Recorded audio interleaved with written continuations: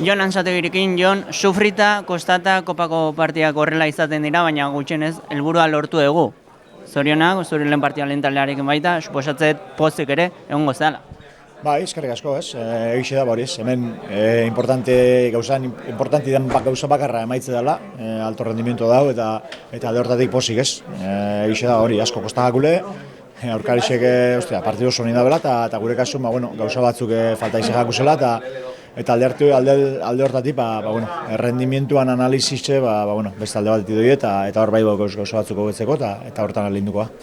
Ikusten da, txapelketa honetan ez dagoela arerio erraztuik eta gaur ere ikusi da, baina taldeak maila eman du eta azkenean garaipena azken minutuan lortu du.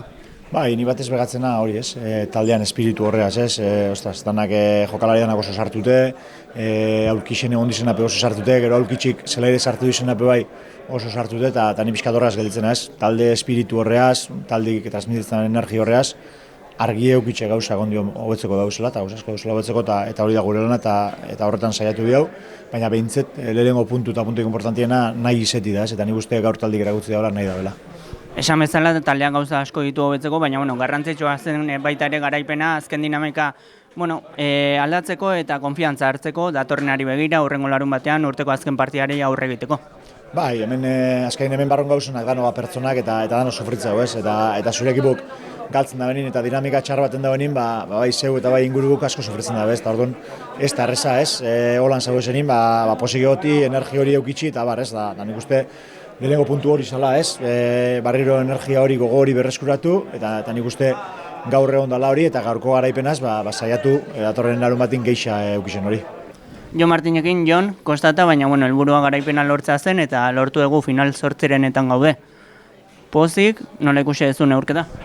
Nik uste pozik, 3 puntuak lortuta, klasifikatoria pasa dugu, egia zen partio hauek ez dira errezak, ikusten nahi da, lehen talde aso kanpan geratzen ari dira, eta egia zen lan ona, eta pozik garaipenaren gatik. Lander, un día muy especial para ti, debut con el primer equipo, supongo que la felicidad de hoy es máxima. Sí, la verdad que ha sido un día increíble para mí, aparte no me la esperaba, pero bueno, con la facilidad del equipo y con un compañero desde siempre, muy contento y nada, muy feliz por la victoria de hoy.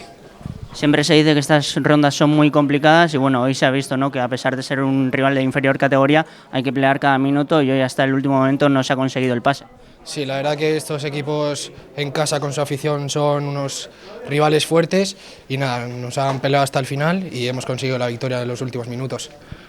Eta Jon, helburua lortuta aparte, taldeak konfiantza hartzeko urteko azken partia horri aurre egiteko ere, ez da garrantzitsua da gaurko garaipena.